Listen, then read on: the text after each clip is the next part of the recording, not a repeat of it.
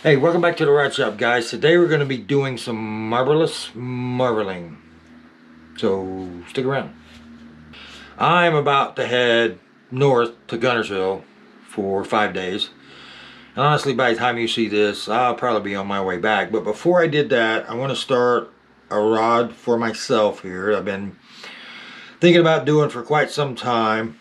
It's the NFC 650, which is the MB 705 high mod, medium heavy, fast, 7-footer. And I'm going to use this Alps MVT carbon fiber reel seat. But where I want to put it, it's a little sloppy on the blank. It's an exposed.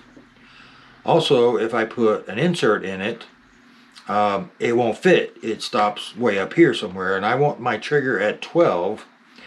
So what I'm going to do is I'm going to do marbling anyway. I wanted to do a black, red, pearl, what do I call it? I want some silver accents to it because I'm trying to match up with these colors. This is just a Cascade Mega Jaws, but I really like this reel. It's a 9.1 to 1. It fishes great, and I want it to match. So I'm picking up my cues from the reel, which has got obviously the silver, the black, that really brilliant red, and it's got some white on it. So what I'm going to do is I'm going to be doing basically a base coat of epoxy, and then we'll be adding some marbling to it. We're not going to use the marbling mud because I don't want it really sharp colors. I want it more of a muted look to it. So it'll move and roll and come up with some really cool designs, I hope. So let's get busy. First things first is I have measured where my reel seat is going to be. That's what these tape marks are here, because I don't want to do a lot of heavy epoxy in here. This will just likely be the base coat, which I think I'm going to tint red, so that will show through on my exposed reel seat. But I don't want to get crazy in here.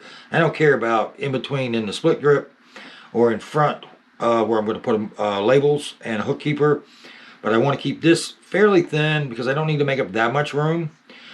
But I want some pop in here. So let's get busy mixing up epoxy. Oh. Alright, so I've got 5 cups.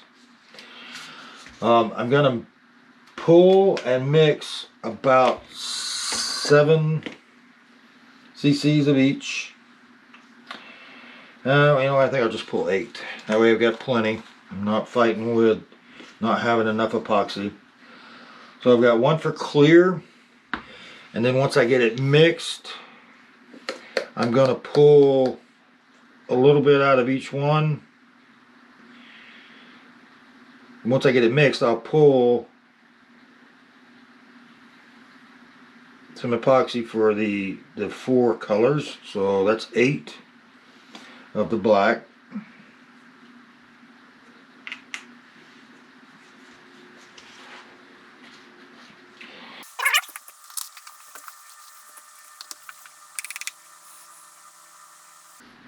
And there's 8 of white.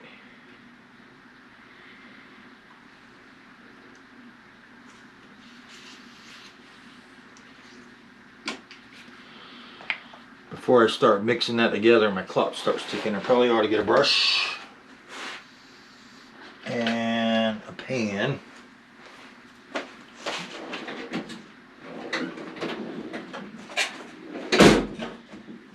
And my new cordless heat gun, which I just got yesterday. I've used it a little bit. I like it.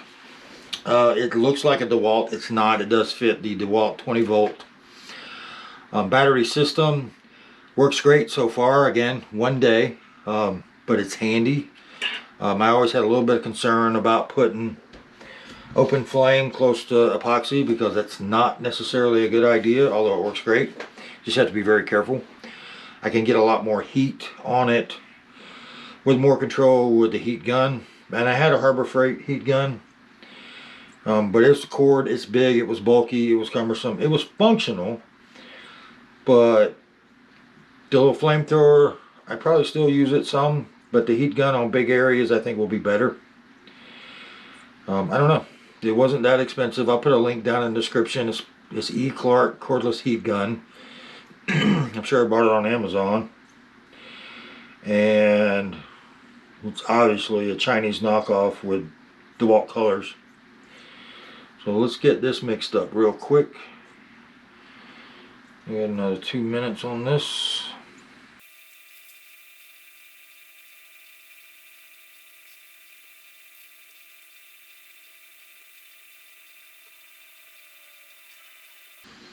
Yeah, so that's my 3 minutes of mix time. All the streaks have gone. Picked up a few bubbles, but I was mixing kind of fast. So I'm going to put a little bit in that. A little bit there for my colors.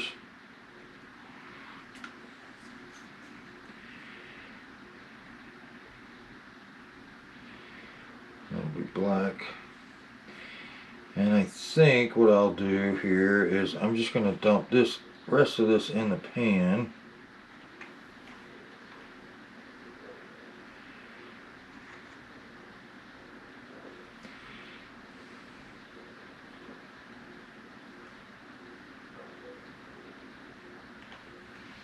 Save a little bit of clear in there just in case.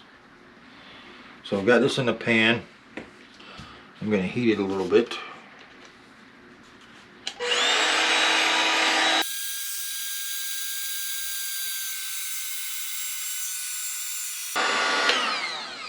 Alright, let's get some red going here.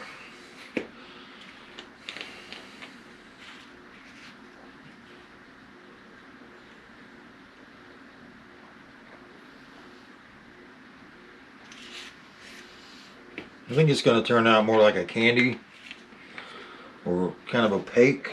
I'm not certain, but we'll see. A little bit of this pearl.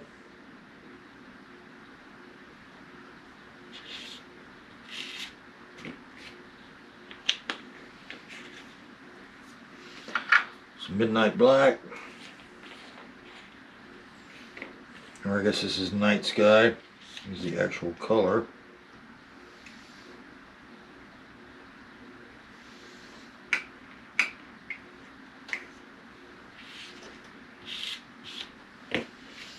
And then we got a little bit of silver.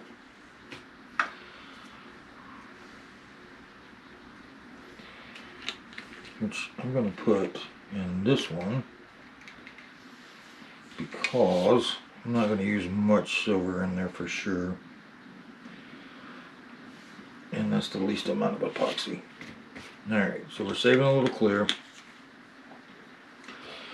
I got my colors over here out of the way. I'm going to mix this up in the tray.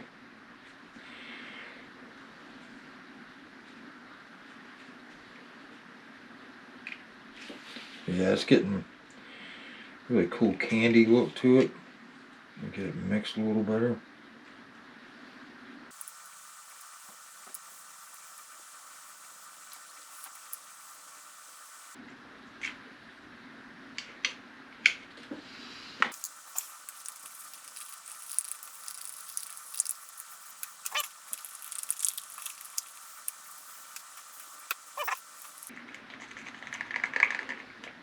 Okay, now the clock is really ticking on me.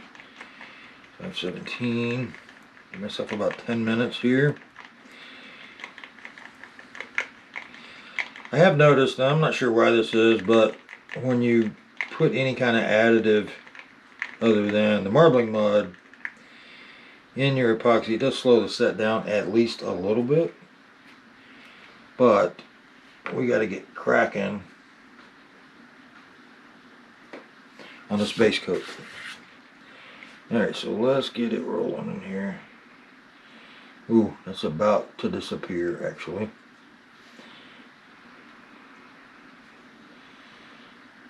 Not what I was looking for.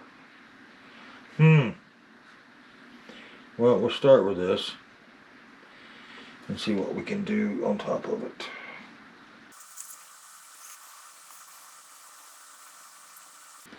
This would have been better over a white base, probably. Should have went with the pearl for the base, but I didn't. That's on me. Now, I didn't tell you guys, but I really thoroughly cleaned the blank. Got all the fingerprints and all the oils off of it before I started this.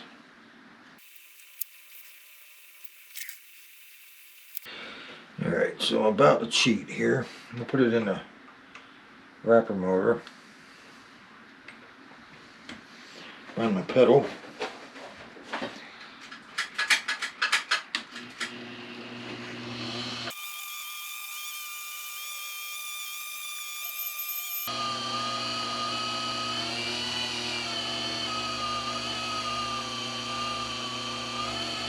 And now I got it all over my hands.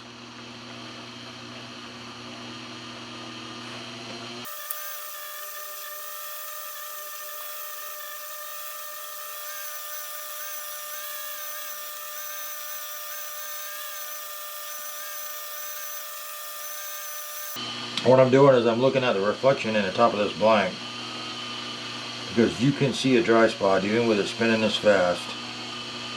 There'll be a break in reflection from the light. You guys might actually be able to see it better than me, because you guys get a lot of reflection from the cameras. So hopefully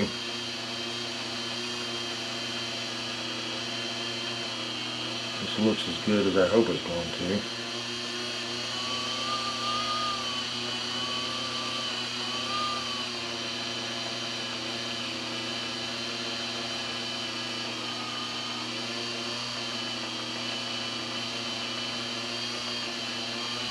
About destroyed this brush, unfortunately. It's coming apart on me.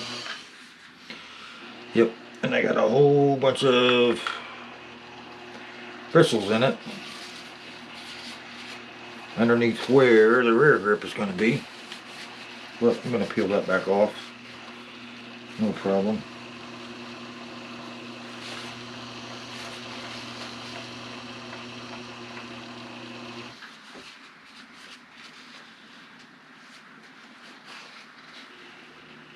Whole bunch of bristles.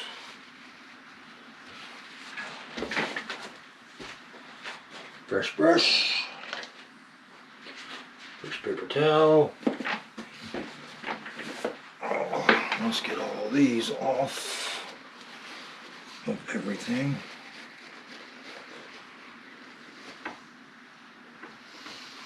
I got a bristle right there.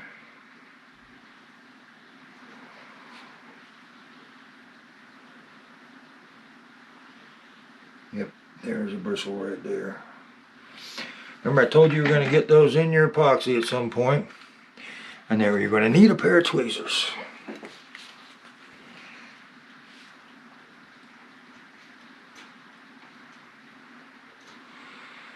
And pluck that sucker out just like that.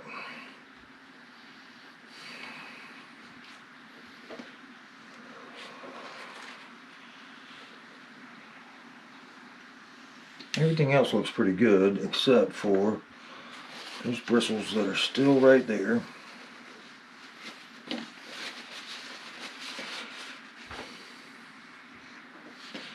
I think I got one right there. I do.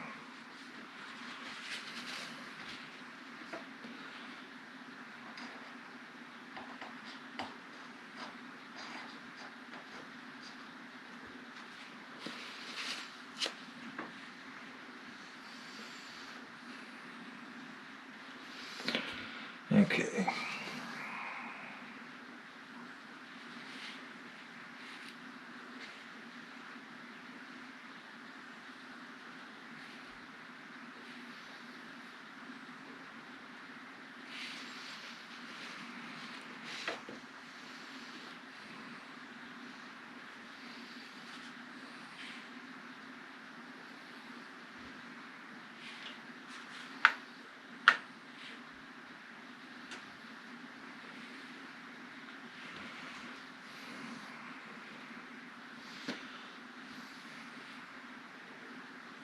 So, oh, dang it. One more right there.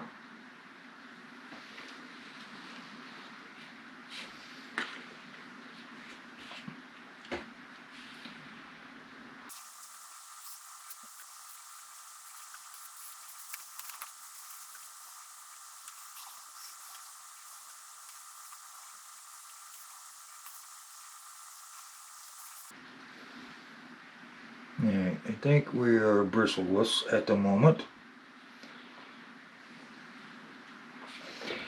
Alright, I'm gonna let it sit for a second.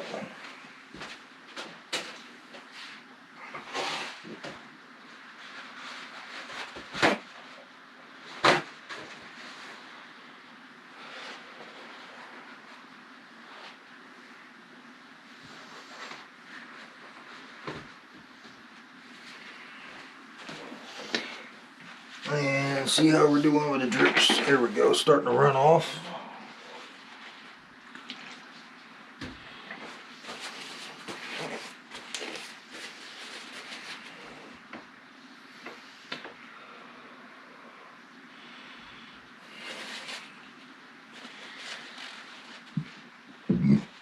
Alright, so we're going to throw it back on the dryer motor.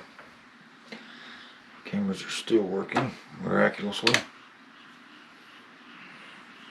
I'm going to throw some heat on it.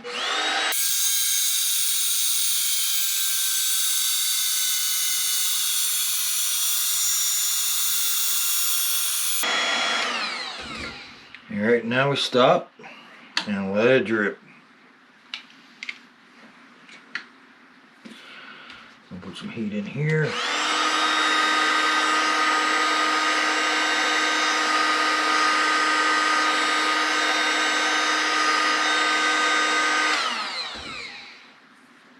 Keep those from setting up.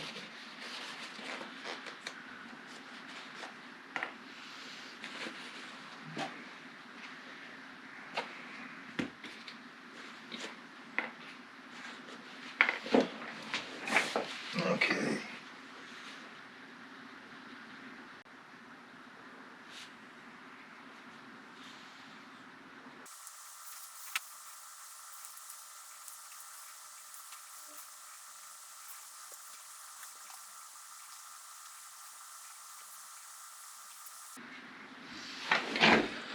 Alright, so now we got a good base down, and it does have that candy red in it. I don't know if you can see it, but now I'm going to start adding some of the marbling colors to it, and we'll see what we get. Alright, let's go back to dry. That's the slow speed of my dryer.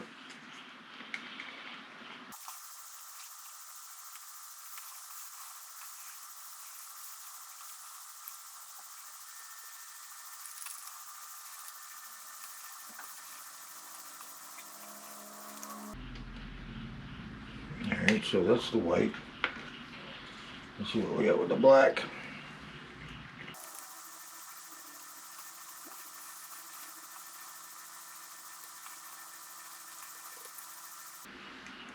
Alright, let's throw a little silver in there.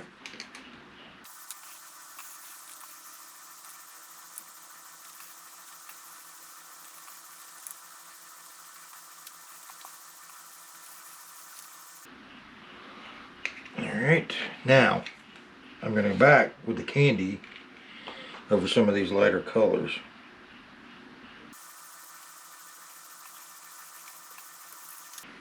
Now this epoxy is about done. Yeah, I'm way over time.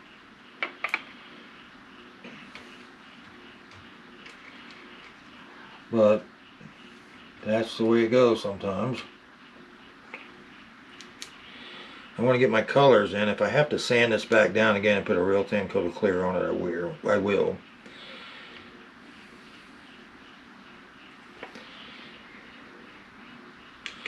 But I'm going to do one other thing, and I'm going to strike it.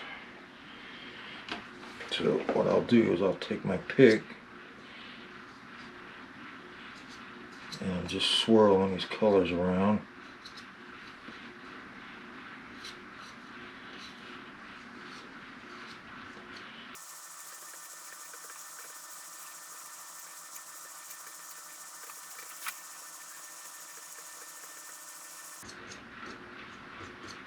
And now I'm going to heat it again.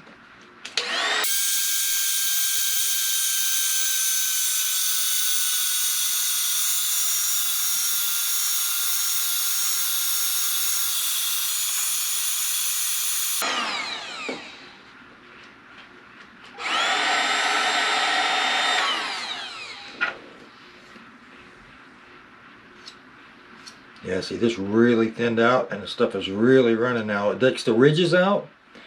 One, with the extra heat, which is the reason I wanted to use a heat gun instead of my flamethrower, because I really wanted to get it hotter than I probably should have. But I really want to get some streaks in here of different colors.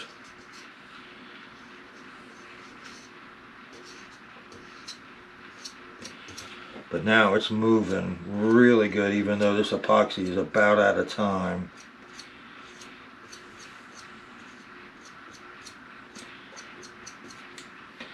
And then one more shot with the heat gun.